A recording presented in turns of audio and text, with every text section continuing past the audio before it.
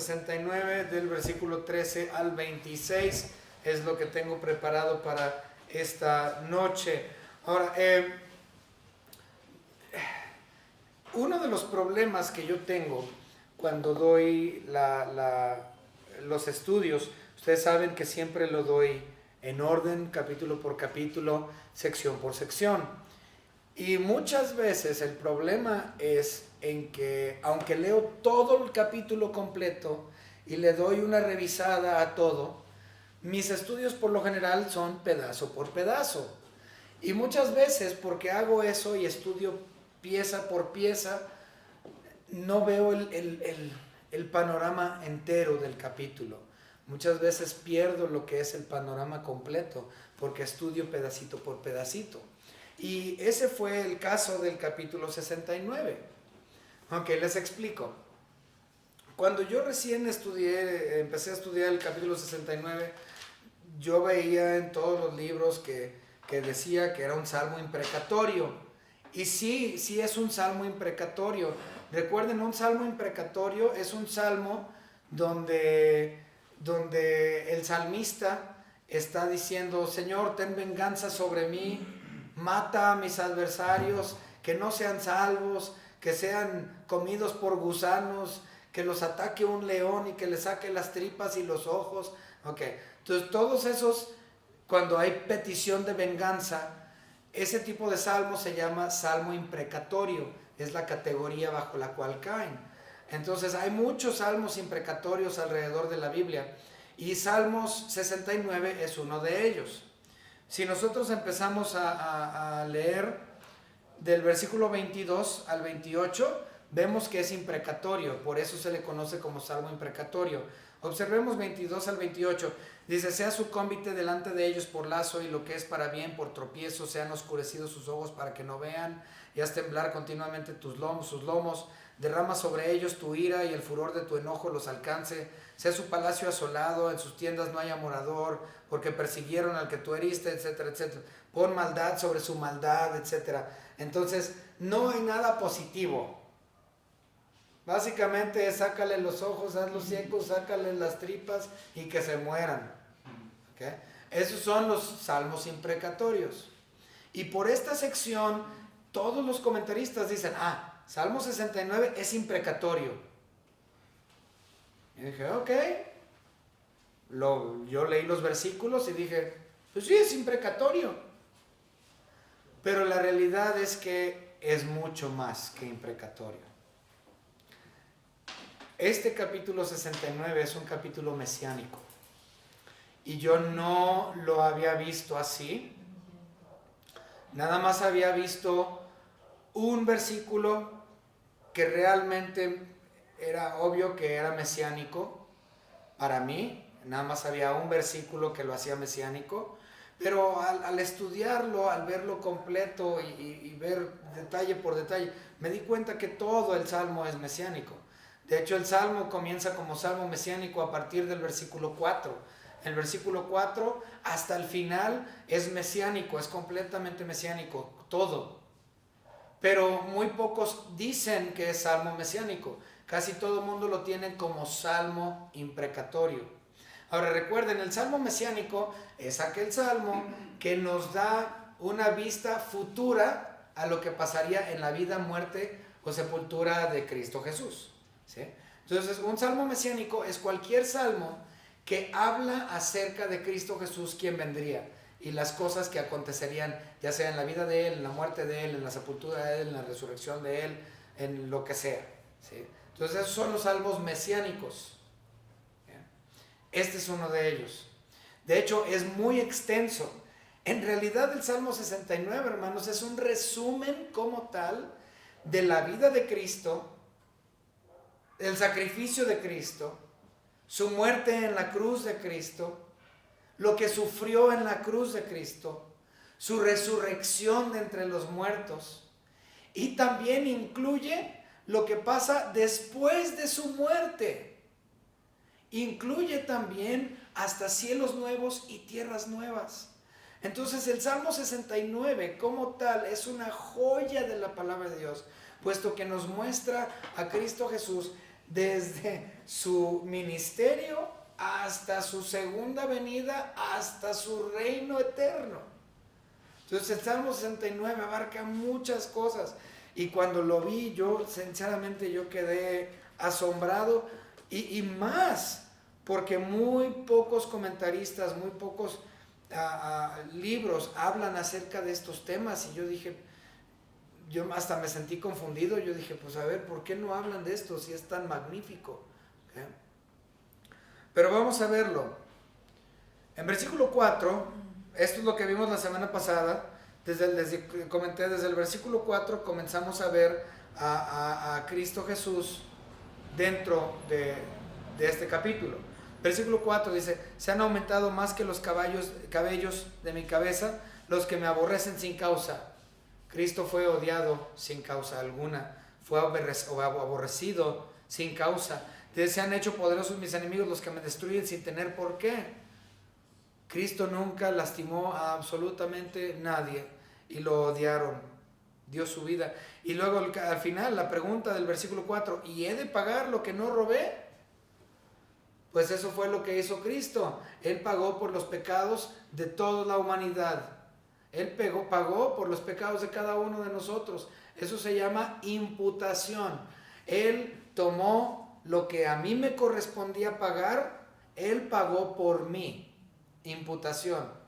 Yo lo robé y Él pagó el precio de mi robo. ¿Okay?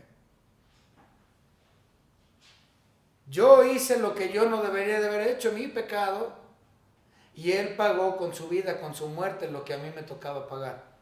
¿Okay? Entonces, desde el versículo 4 nosotros podemos ver que es imprecatorio.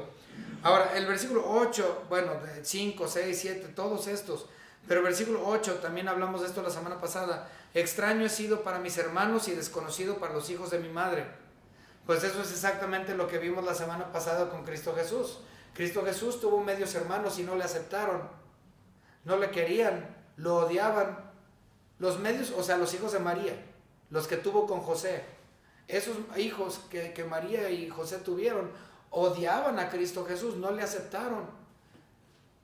Y él habla mucho en el Nuevo Testamento, en los Evangelios, acerca de sus medios hermanos.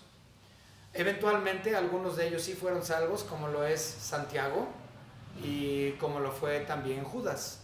No Judas el Iscariote, Judas su medio hermano. ¿Okay? Entonces, ellos eventualmente fueron salvos también. ¿Okay? Jacobo, pues, que es el mismo que Santiago, y Judas, por lo menos ellos dos. Entonces sabemos que el versículo 8 está hablando de la vida de Cristo. Versículo 4 está hablando de la vida de Cristo. Aquí todavía estamos viendo Cristo Jesús vivo en estos versículos del 4 al 8, 9, 10. Pero cuando llegamos al 13, podemos decir que es el último día de la vida de Cristo en este mundo. Vamos a empezar con una oración. Señor Padre, gracias le damos porque usted nos ha permitido estar estudiando este libro de Salmos por ya tanto tiempo. Y dentro del libro de los Salmos hemos encontrado grandes cosas de su palabra que no tenemos en el Nuevo Testamento, que hacen referencia a su vida, a su muerte, a su sepultura, su resurrección, su ascensión, su glorificación, su segunda venida como juez a los 7 años de tribulación, su venida en el milenio, su venida en los cielos nuevos, tierras nuevas. El libro de los Salmos es verdaderamente una joya que nos muestra acerca de su persona, de su Hijo Jesucristo. Gracias, Señor, por este hermoso libro y todos los salmistas que escribieron por inspiración del Espíritu Santo estas palabras, este hermoso himnario. En el nombre de nuestro Señor y Salvador Jesucristo, nuestro Señor, Dios y Rey. Amén. Muy bien. Por lo tanto, versículos 4, 5, 6, 7, 8, 9, Cristo Jesús todavía está con vida. Y si ustedes leen la descripción de esto, es lo que sucedió con él.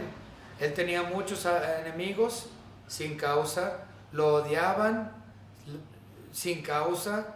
Él tuvo que pagar lo que no robó sin causa. Ahora, el versículo 5 es un contraste. El versículo 5 dice: Dios, tú conoces mi insensatez y mis pecados no te son ocultos. Cristo Jesús fue sin pecado. Entonces, aquí claramente el versículo 5 no está hablando acerca de Cristo Jesús, sino es que está hablando claramente de David, el salmista. Entonces, sí hay contrastes en el capítulo 69 entre Cristo Jesús y David.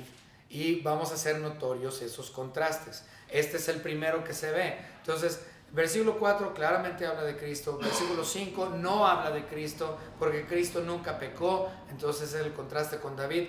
Versículo 6, no sean avergonzados por mí, por causa mía, los que en ti confían, oh Señor Jehová de los ejércitos. No sean confundidos por mí, los que te buscan, oh Dios de Israel. Eso obviamente no pertenece a Cristo Jesús tampoco. Dice 7, porque por amor de ti he sufrido afrenta. Eso sí.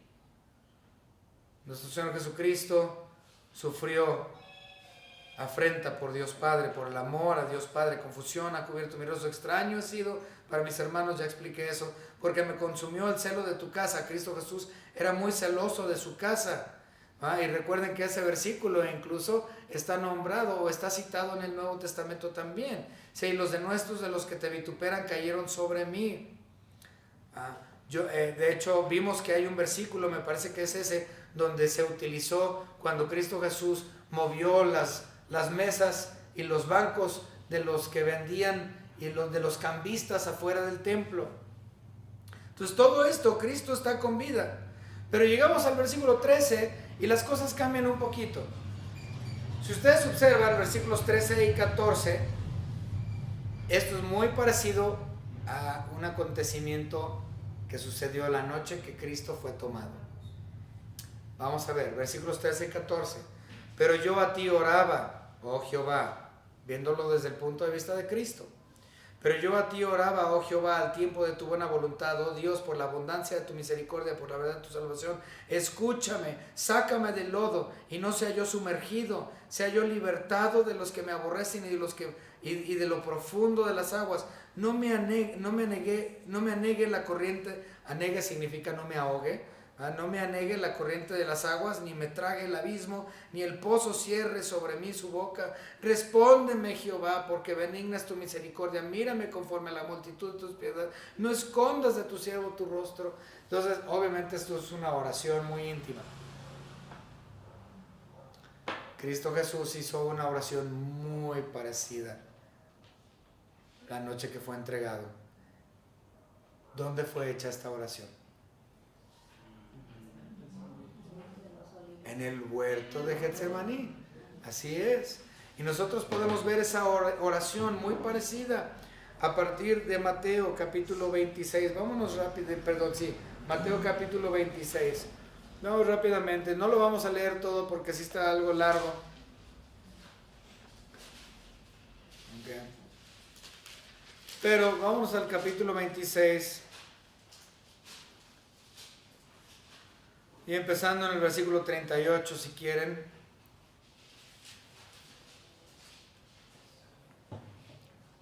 Dice: entonces Jesús les dijo: mi alma está muy triste hasta la muerte. Quedaos aquí y velad conmigo. Yendo un poco adelante, se postró sobre su rostro llorando y diciendo: Padre mío, si es posible, pase de mí esta copa, pero no sea yo como yo quiero, sino como tú. Vino luego a sus discípulos y los halló durmiendo. Les dijo Pedro: así que no habéis podido velar conmigo una hora, velad y orad para que no entréis en tentación. El espíritu, la verdad, está dispuesto, pero la carne es débil. Y continúa con la oración. Esta oración de nuestro Señor Jesucristo, unas horas antes de morir, son muy parecidas en varias formas a estos versículos que estamos viendo aquí en el 13, 14, 15, 16. Entonces él estaba, como dice el versículo 13, él estaba orando a Dios en el tiempo de su buena voluntad, en el tiempo justo. Él estuvo en oración. Cristo siempre estuvo en oración con Dios Padre, nunca tuvo un desconecte, podríamos llamarlo así, de la persona de Dios Padre. Él siempre estuvo con él, pero el tiempo de oración de Dios Hijo para con Dios Padre siempre fue en el momento oportuno, en el tiempo oportuno, en el momento exacto, a voluntad de Dios. Y siempre nuestro Señor Jesucristo pedía por las misericordias de Dios Padre. y que la voluntad de Dios Padre se hiciera. Y en el versículo 14, sácame del lodo y no sea yo sumergido. Y luego el versículo 15, no me anegue la corriente de agua ni me trague el abismo. Podríamos decir que eso está hablando acerca de lo que ya estaba escrito, que Cristo Jesús no vería corrupción. Él no se iba a quedar en el Seol. Él no iba a estar sumergido, Él no iba a estar ahogado, no se iba a mantener en la tumba, sino que Cristo Jesús iba a resucitar de entre los muertos. El cuerpo de Cristo nunca vio corrupción. 3 días y 3 noches estuvo en la tumba y Dios, por el poder del Espíritu Santo, le levantó de entre los muertos. Por lo tanto, el cuerpo de Cristo Jesús nunca fue corrompido. Dicen que el muerto a los 3 días apesta. Corrompido. Eso no sucedió con Cristo Jesús. Cristo estuvo 3 días en la tumba, pero Él no apestó. Él no se corrompió. Su cuerpo no se quedó en la tumba. Dice, ni el pozo cierre sobre mí su boca. Pues no se quedó en el pozo del abismo, no se quedó ahí en el Seol, sino que Cristo Jesús resucitó para llevar cautiva la cautividad, como dice Efesios capítulo 4 y versículo 8. Cristo Jesús tuvo poder sobre la muerte. Entonces, obviamente, podemos ver que ahí está hablando de Cristo. Luego comenzamos con el versículo 17. Ahora, en el versículo 17 nos retumban estas palabras con otra frase que Cristo Jesús dijo desde la cruz. Dice, no escondas de tu siervo tu rostro porque estoy angustiado, apresúrate, óyeme. No escondas de tu siervo tu rostro. Pensando en esas palabras, ¿a qué suena? Lo último que Cristo Jesús dijo en la cruz del Calvario fue, bueno, un poquito antes, fue una de las frases, cerca de consumado es, pero fue, Elí, Elí, lama sabactani, Dios mío, ¿por qué me has desamparado? ¿Por qué me has abandonado? ¿Dónde estás? En otras palabras, has escondido tu rostro de mí. ¿Dónde estás, Señor? Cristo Jesús, cuando Él estuvo colgado en la cruz del Calvario, Él no encontró consuelo. Cristo Jesús sintió toda la ira sobre Él. Y Él exclamó desde la cruz, Elí, Elí, lama sabactani. Vamos a verlo. Mateo capítulo 27. Y versículo 46. En Mateo 27, 46 nosotros leemos. Bueno, desde el 45. Y desde la hora sexta hubo tinieblas, mucha atención aquí, oscuridad. Y desde la hora sexta hubo tinieblas sobre toda la tierra hasta la hora novena, el tiempo de la oscuridad. Cerca de la hora novena, o sea, porque Cristo murió en la hora novena. Entonces, muy poquito antes de la hora novena, nadie podía ver nada. Todo estaba oscuro. 3 horas de oscuridad absoluta. Un poco antes de la hora novena, se escucha, Jesús clamó a gran voz diciendo, Elí, Elí, lama sabactani. Esto es, Dios mío, ¿por qué me has desamparado? ¿Por qué has escondido tu rostro de mí? ¿Saben por qué dijo eso? Él estaba en busca de consuelo en su tiempo de mayor conflicto, en su tiempo de mayor dolor, y él pensó que su padre le había abandonado y que había escondido su rostro de él. ¿Saben por qué pensó eso? Aunque él sabía que no era así, pero ¿saben por qué sintió eso Cristo Jesús? Que Dios Padre le había abandonado. Porque fue Dios mismo quien le puso la golpiza.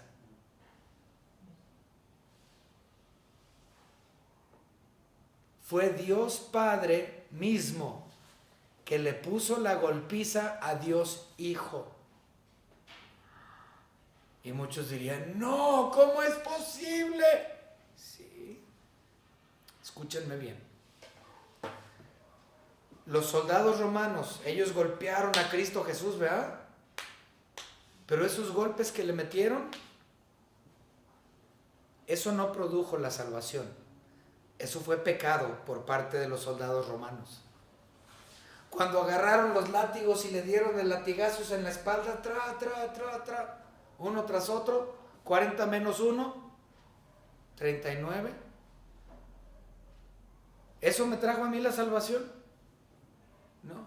Eso fue el pecado del hombre sobre la persona de Dios. Entonces, ¿cómo es que el pecado produce la salvación? Cuando lo clavaron en la cruz del Calvario y le metieron clavos en las manos y en los pies, ¿eso produjo la salvación? No, eso era el pecado del hombre sobre la persona de Cristo Jesús. Eso tampoco produjo la salvación. Cuando le pusieron la corona de espinas, ¿eso produjo la salvación? No. ¿Por qué no produjo eso la salvación? Porque nada de lo que pueda hacer el hombre apacigua la ira de Dios Padre. Escúchenme otra vez. Nada de lo que el ser humano pueda hacer satisface la ira de Dios Padre por el pecado. Por lo tanto, todo lo que los romanos le hicieron a Cristo. La cruz, los clavos, la daga en el costado, la golpiza, la corona de espinas, la caminada con la cruz y todo eso. La arrancada de barba, las escupidas. Nada de eso contó para la salvación, porque nada de eso apacigua la ira de Dios. Entonces, cuando Cristo estaba clavado en la cruz del Calvario, Él dijo, Señor, ¿me has abandonado? ¿Por qué? Porque Dios durante esas 3 horas estaba golpeando a Dios Hijo de forma literal para apaciguar su ira. De hecho, este mismo capítulo, Salmos, versículo 69, capítulo 69, nos da un poco del tema. Vamos a verlo, nos vamos a adelantar, pero observen por favor.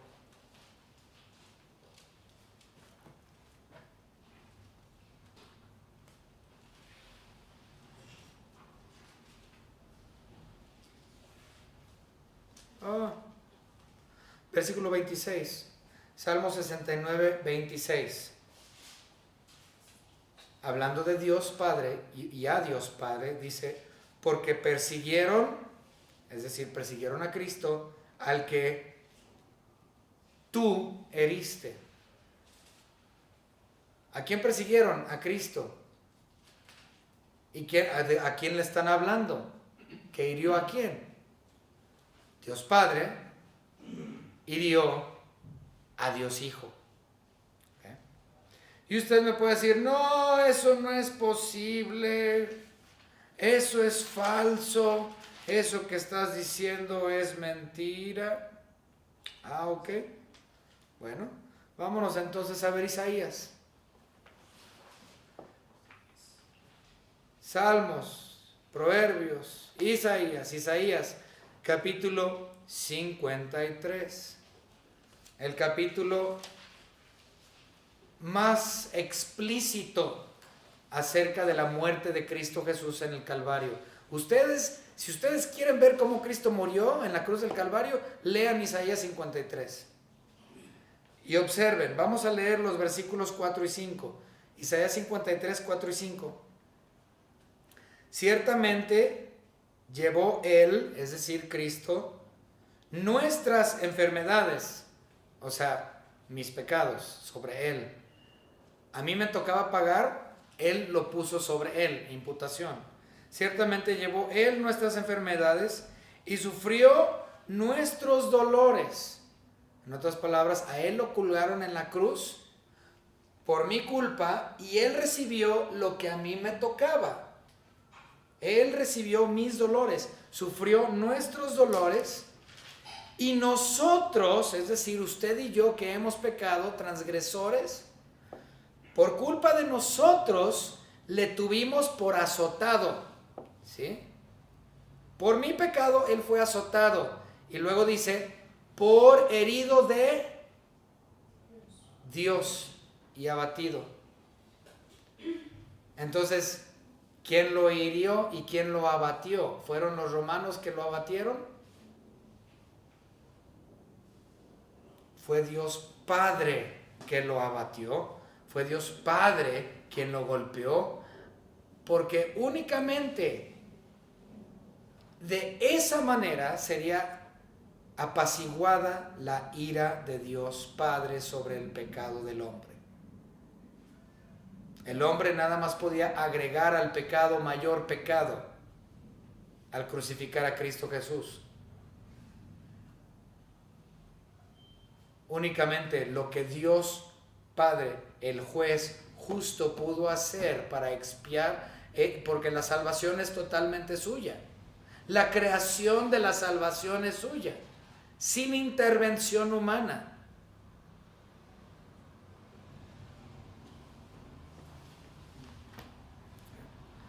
Espero que lo comprendan. Eso se enseña muy poco.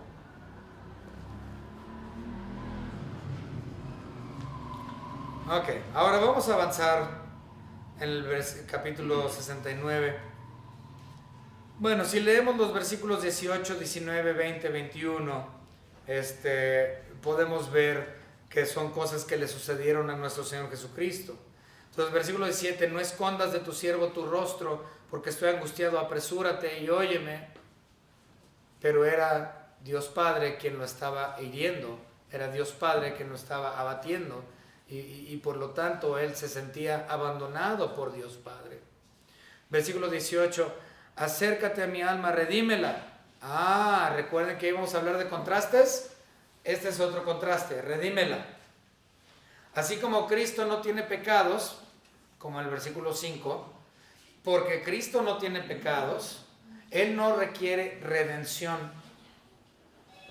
Entonces, un contraste con la persona de David.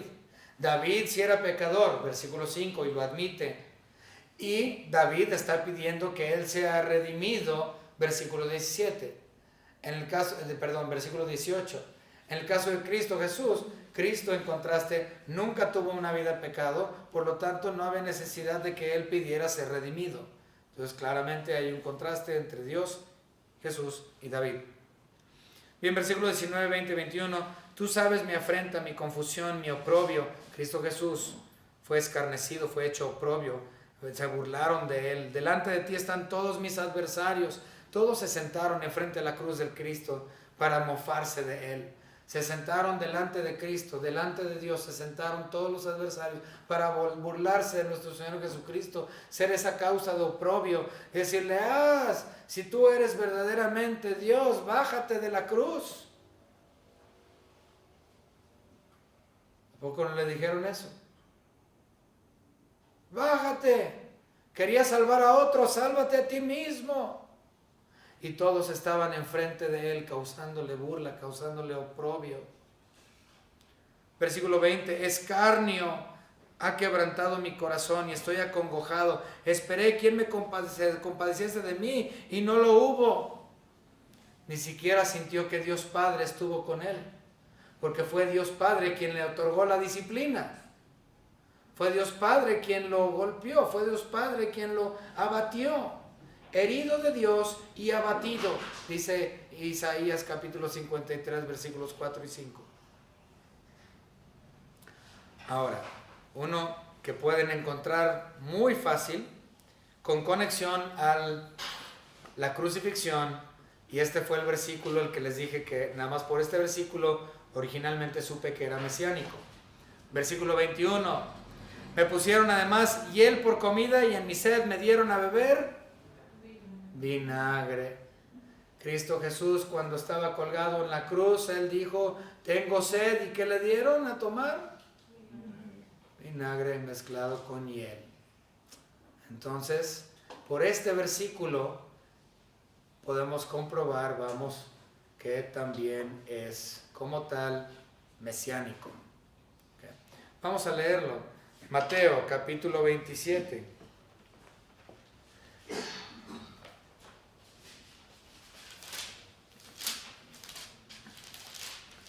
Mateo capítulo 27 y versículos, bueno, hasta el 50, es todo, casi todo el capítulo, pero no lo vamos a leer todo. 27 del 33 en adelante, vamos a leer un pedacito nada más. Entonces Cristo Jesús está en la cruz del Calvario y empezamos a leer del 32, Mateo 27, 32. Cuando salían y hallaron a un hombre de Cirene que se llamaba Simón, a este obligaron a que llevase la cruz. Y cuando llegaron a un lugar llamado Gólgota, que significa lugar de la calavera, le dieron a beber vinagre mezclado con hiel. Pero después de haberlo probado, no quiso beberlo. Cuando le pusieron crucificado, repartieron entre sí sus vestidos, echando suerte para que se cumpliese lo dicho por el profeta. Partieron entre sí mis vestidos y sobre mi ropa echaron suertes.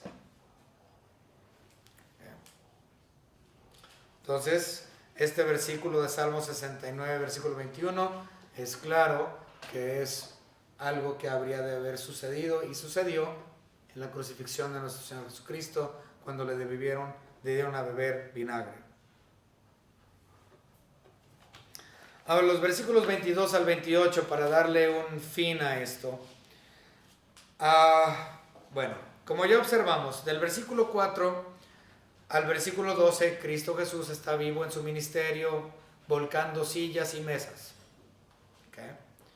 Versículo 13, 14, 15, 16, nosotros vemos una oración similar a la del huerto de Getsemaní.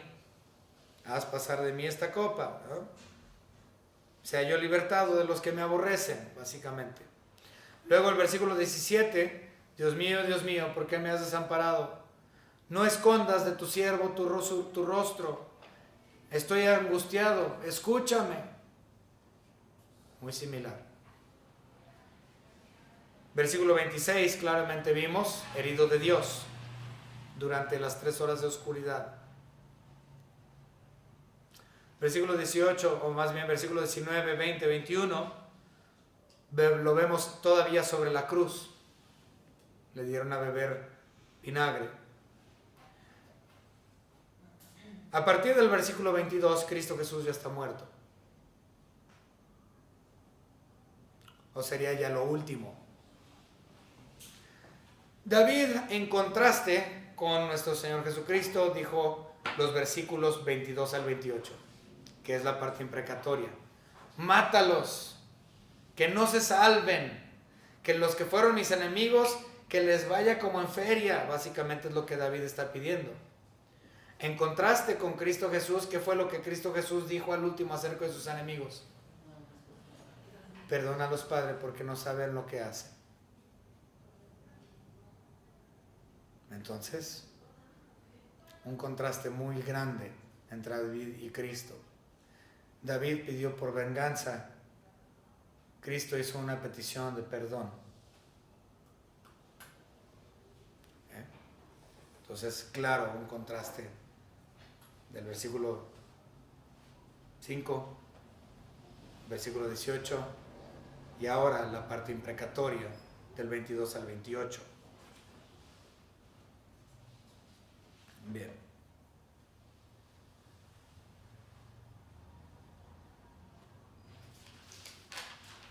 ¿Qué está pasando aquí? Ok, versículo 22, 23, vamos a leerlos. Sea su cómbite delante de ellos por lazo, y lo que es para bien, por tropiezo. Ahora, esto, aún así, de todos modos, se puede agregar a lo que viene siendo el pueblo de Israel. Hay un mensaje especial de los versículos 22 al 28 para con Israel. Recuerden que como tal, todo el Antiguo Testamento no tiene que ver con la iglesia, tiene que ver con Israel como tal. Entonces, aquí hay un mensaje claro para Israel de cosas que habrían de acontecer con ellos. Primero, en esta sección de imprecatorio dice, y lo que es para bien sea para ellos tropiezo. Pues, ¿qué es el tropiezo de Israel? Cristo. Él es la piedra de tropiezo para Israel. No han comprendido, no han aceptado a Cristo Jesús como su único y propio Salvador. No entienden que Él es Dios encarnado, el Mesías, que ellos han estado esperando. Pero como no quieren aceptar la divinidad de Cristo Jesús, entonces eso es un tropiezo. Tropiezan con Cristo Jesús. Luego el versículo 23, sean oscurecidos sus ojos para que no vean. Y hay muchos versículos que hablan acerca de que los ojos de Israel han sido oscurecidos, como un velo que ha sido puesto delante de sus ojos, donde no pueden aceptar a Cristo Jesús. ¿Saben qué? Dios puso ese velo sobre sus ojos, porque a lo suyo vino y los suyos no les recibieron. Y porque los suyos no le recibieron, Dios puso un velo sobre los ojos de Israel, y hasta el día de hoy no aceptan a Cristo como Salvador. Como nación no. Hay aquellos individuos israelitas judíos que sí han aceptado y han comprendido que Cristo Jesús, el Mesías, es Dios encarnado, que Él es el Mesías, que Él es el Salvador del mundo y que no hay salvación fuera de Él. Pero son contados realmente aquellos judíos que han llegado a este entendimiento. La mayoría de ellos siguen completamente ciegos con ese velo delante de sus ojos. Versículo 24, derrama sobre ellos tu ira y el furor de tu enojo los alcance. Pues ¿saben qué va a pasar? Israel, el furor de Dios, la ira de Dios los va a alcanzar, porque Israel como nación van a pasar por esos 7 años de tribulación. Y hay muchos versículos en todo el Antiguo Testamento que hablan acerca de Israel por ese tiempo de tribulación. De hecho, la Biblia lo llama la angustia de Jacob. Así se llama, la angustia de Jacob. Ellos verán la ira los va a alcanzar. Luego, como ya mencionamos, este versículo no lo hemos mencionado y con este casi vamos a terminar. Versículo 25. ¿Qué sucedió después de la muerte de Cristo Jesús? Hubo un traidor, ¿no es así? ¿Cómo se llamaba ese traidor? Judas Iscariote. Observemos el versículo 25. Sea su palacio asolado, en sus tiendas no haya morada. ¿Ah? Ahora, vamos a ver qué dijo Pedro de Judas. Libro de Hechos. Hechos, capítulo 1 y versículo 20. Hablando de Judas, porque está escrito en el libro de los Salmos, se ha hecho desierta su habitación y no haya quien more en ella.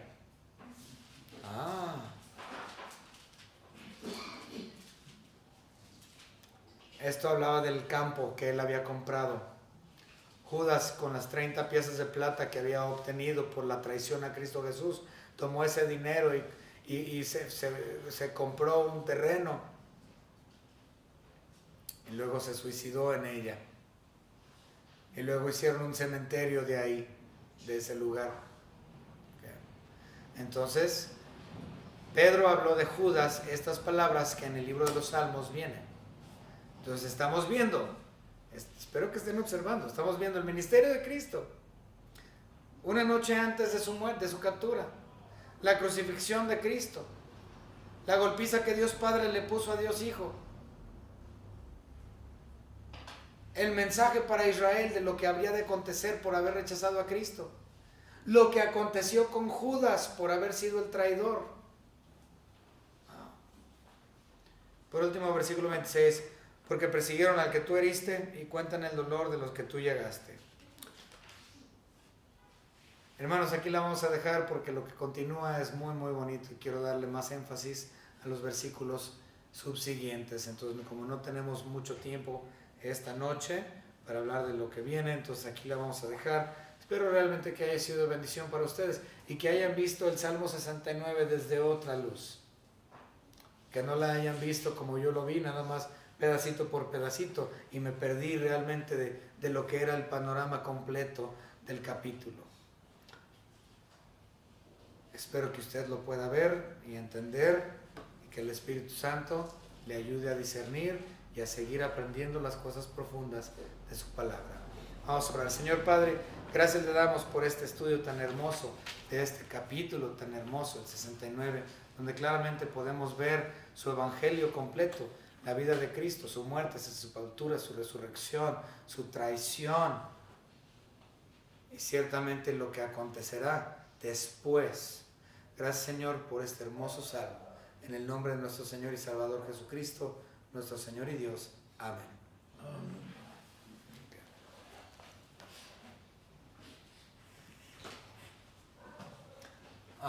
Hermanos, ¿hay preguntas o dudas?